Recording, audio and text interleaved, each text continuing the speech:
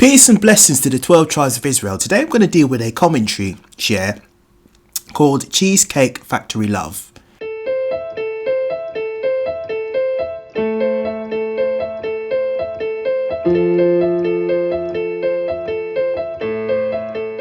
Cheesecake Factory Love. So this is a viral video about a sister that went on a date with an Indian gentleman, and he took her, or at least tried to take her, to the Cheesecake Factory. So suppose that's like a restaurant chain, but it's not a higher end restaurant chain. So this sister refused to get out of the car, or didn't want to get out of the car, and she chose to make a video of her expressing her displeasure about being taken to the Cheesecake Factory.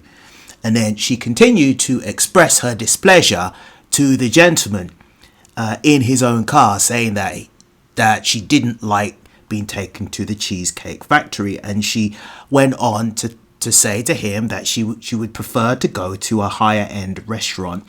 And so let's see what this video unravels. And at the end of the video, there is a sit down that this sister did with this Indian gentleman. Okay, so let's roll the clip.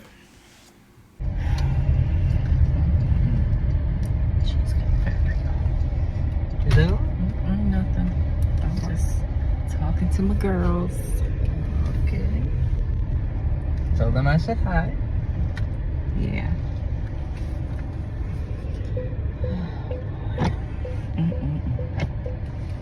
Whew. Let me just get the door for you. Okay. One of the first things that I've realized about this video clip is that she is speaking to her friends, or at least communicating with her friends, and also she's wearing a top which is revealing her breasts. Now all those things are not really good signs. Now when she has the seatbelt on, it causes her breasts to push out even more because the top is very skimpy. Right? Now those are not really good signs, and not good signs that this woman is of any great value. Right? Now, just in the interest of being fair, I don't know if she's a Christian or not. I don't know if she believes in the Bible or not. But obviously that is wrong. And what a lot of these women do is cultural. They follow what other women do, and they want to outdo other women, or to get men's attention by being like this. He got me at the Cheesecake Factory, y'all. I ain't getting out this car.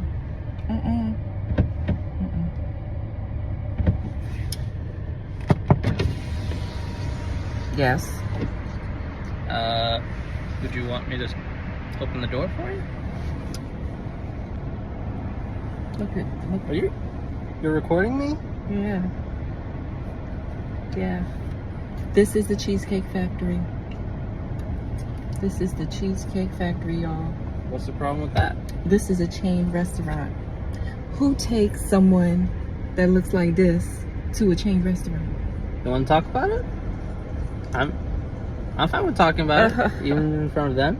Oh yeah, I want to talk about it. Yeah. Come on, get up on in the car. Yeah, we're gonna talk about it.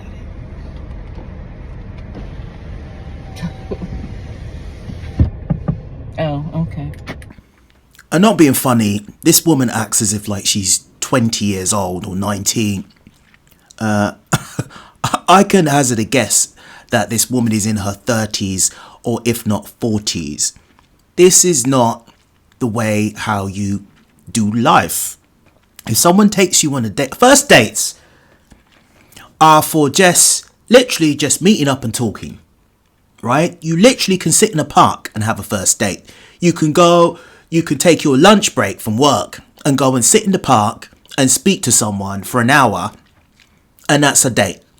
You can literally leave work, sit in a coffee shop for an hour or two, and that's the first date. First dates is not for splashing out a whole load. First dates is literally you're just speaking to the person, you're meeting them up and speaking to them. That's all. But first dates are not for splashing out a whole load of cash. Because why would you do that? You know, lots of first dates don't go anywhere. We all know that. I've been on first dates. You know, they didn't always go anywhere. You know, you didn't even get a second date. So, so why would you take a woman on a date to a fancy restaurant where you're paying an arm and a leg, and then afterwards she ghosts you? She says, I'm not really interested.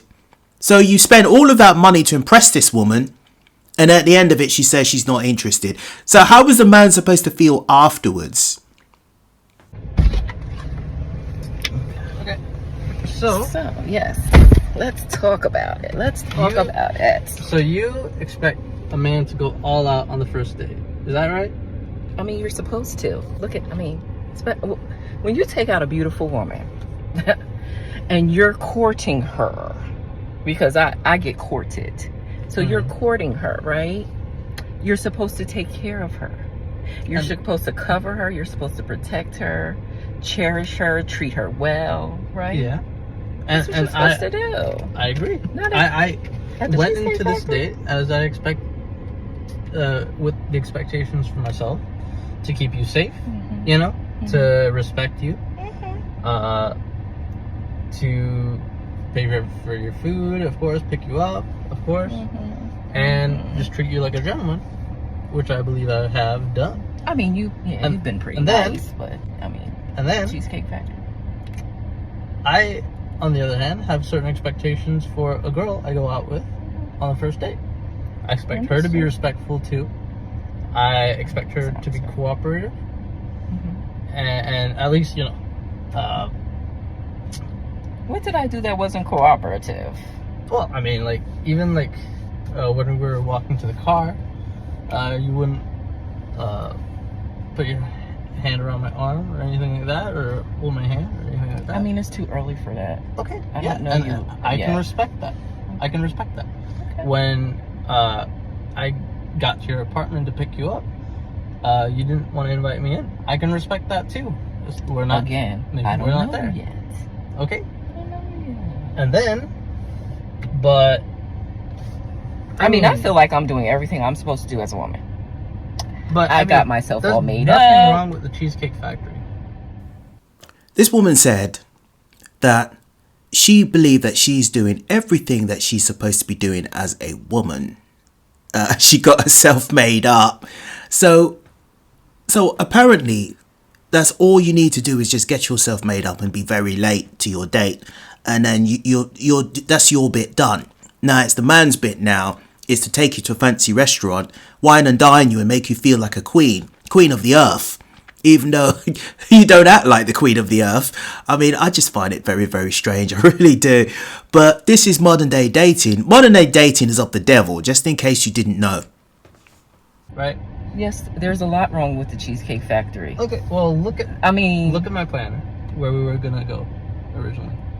See, now that's where we should have went. All right there. Call him. No.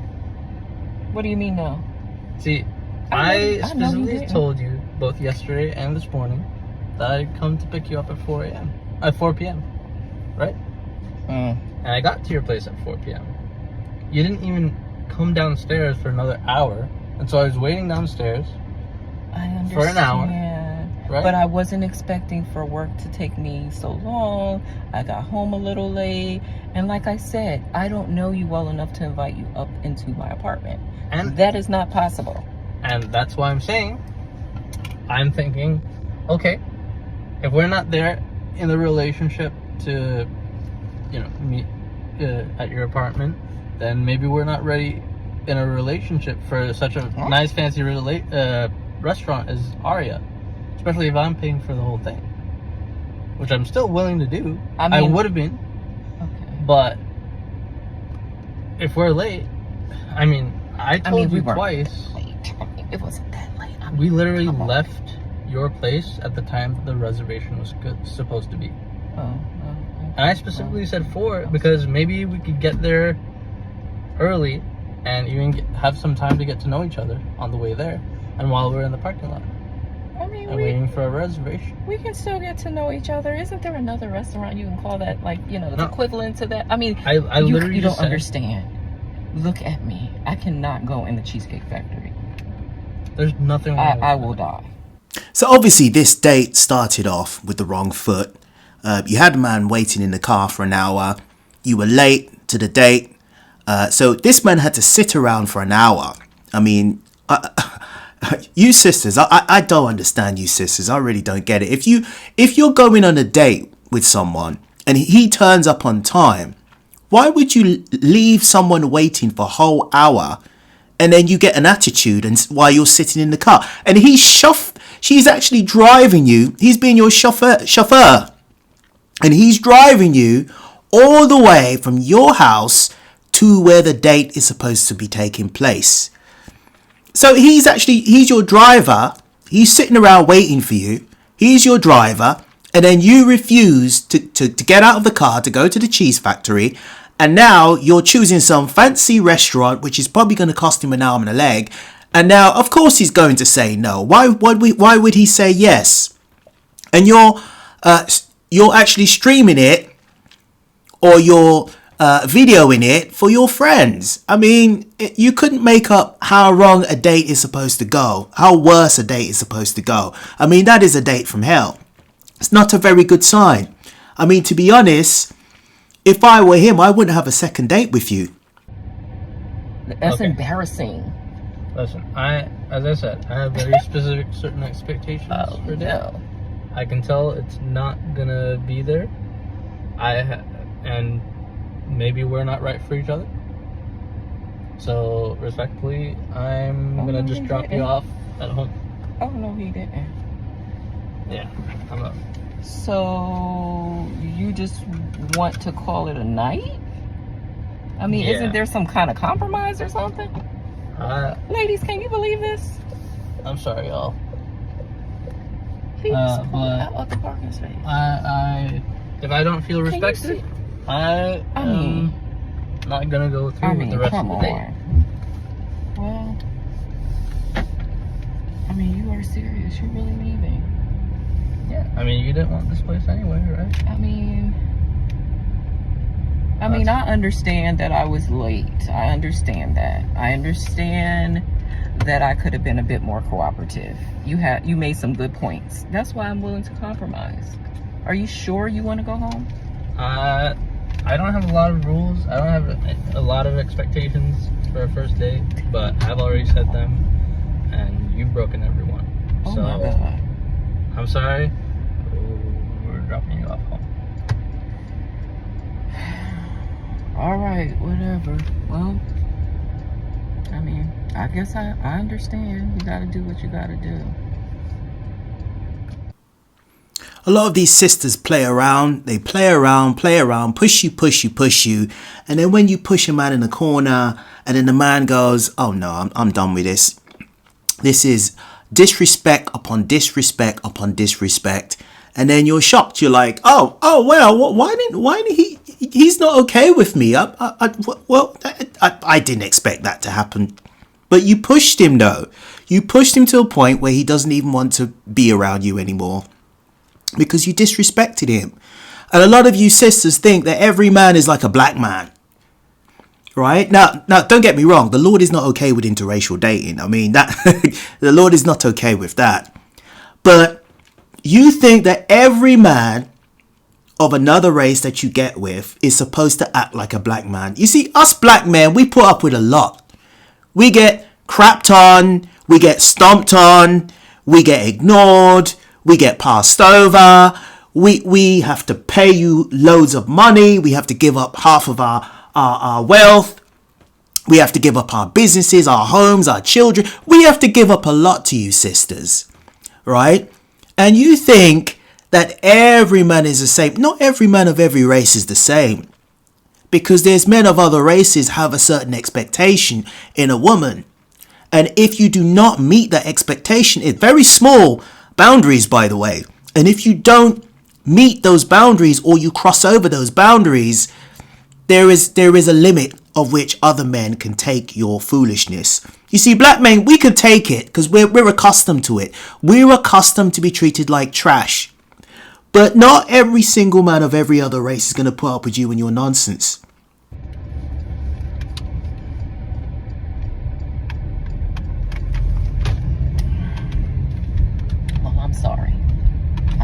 understand where you're coming from.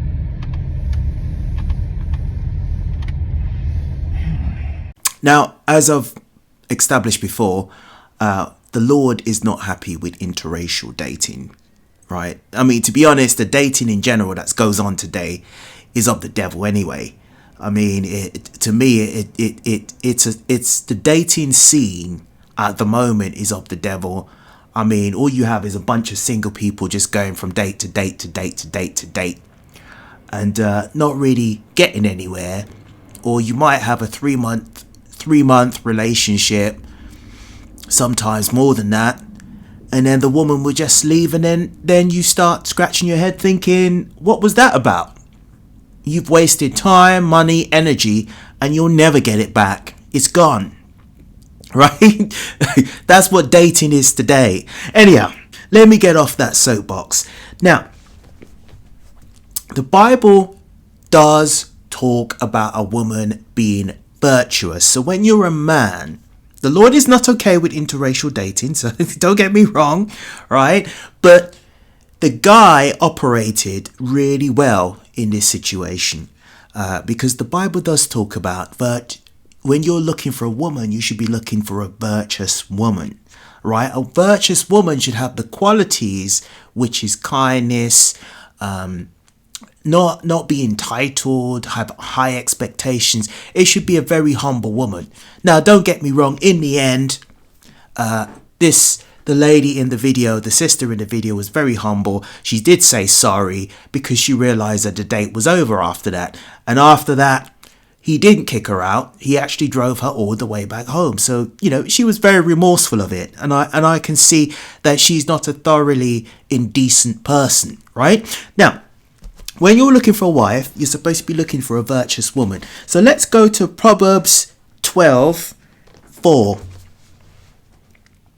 A virtuous woman is a crown to her husband, but she that maketh ashamed is a rottenness in his bones. So when you're looking for a wife, you're looking for a woman who is virtuous, who has those qualities of a virtuous woman, not an entitled woman, a humble woman, a woman who's intelligent, a woman who's calm, a woman who's who you can trust, a woman who's loyal, a woman who says what she says and does it, right? A woman who has integrity, right?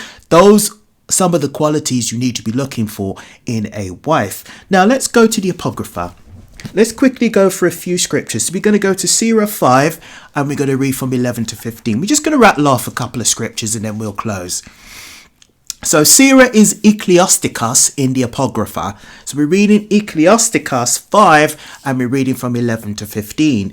Be swift to hear and let thy life be sincere and with patience give an answer, right? So it says be swift to hear. So you got to be swift to hear. You got to hear people out and let thy life be sincere and with patience give an answer, right? So you got to give people time to talk. And you got to give people time to hear. Some people, I'm not talking about this video, I'm talking in general. Some people, they talk all over you and they don't listen, right? They just can't wait to jump in and say what they want to say. And that's not really a good sign, and not good sign in that person's character. It shows that that person is a narcissist or selfish or spends too much time alone, right? Which could be all of those things together, right? So it says, be swift to hear and let thy life be sincere and with patience give an answer. For thou hast understanding, answer thy neighbor. Neighbor goes into someone of your own people, your own family of people. If not, lay thy hand upon thy mouth. So let's hear 12 again. If thou hast understanding, if you have understanding, answer thy neighbor. You give a constructive response to your neighbor.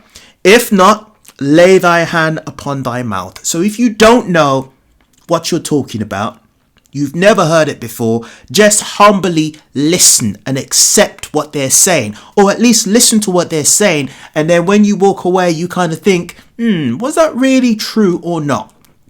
I mean, if it's doctrine, you could always research it to see if it's true or not. 13, honor and shame is in talk, and the tongue of a man is his fall. So it says honor and shame. So, you can gain honor from the things that you say, but you could also gain shame from the things that you said. Like, for instance, in this video, the things that this lady said was very shameful, because you're thinking, hang on, but he waited for an hour for you. Then he drove you all the way to the Cheesecake Factory. You refused to get out of the car. Then you were making a video or doing a live for your friends to see that he took you to the Cheesecake Factory. This is all entitlement. This is all arrogance, by the way. Then you put him in the video, and then now he had to have a conversation with you in the car, and then he humbly said he's going to drive you home. Right? It says, that's very shameful, by the way. Honor and shame is in talk, and the tongue of a man is his fall, right? Because the Bible says that life and death is in the power of the tongue. Be not called a whisperer. A whisperer goes into a gossiper. And lie not in wait with thy tongue, for a foul shame is upon the thief, and evil condemnation upon the double tongue, right? So don't go around spreading rumors on people. Don't go around bad-mouthing people for no reason, right? So let's read 14 again. Be not called a whisperer, and lie not in wait with thy tongue, for a foul shame is upon the thief, and evil condemnation upon the double tongue. Be not ignorant of anything in a great matter or a small, right? So you gotta be intelligent. You gotta be able to be mature in the way you deal with things, right? Don't be like, oh, well, I'm just going to act like I see people acting on YouTube, or I see people acting in social media, which is crazy. No, think about it and act accordingly, right? Don't be quick to be emotional and give an emotional response, right? Think constructively. If I act in an emotional way, how is that going to benefit me? Or how is that going to resolve this situation? Right? Now, I was quite happy with the way how this matter was resolved, right? Because even though the sister was out of order, she wasn't nasty. You know, she wasn't really nasty in her verbal response to the man. I mean, she was out of place, but she wasn't shouting and effing and blinding and calling, you know, trying to belittle him as a lot of black women do to black men.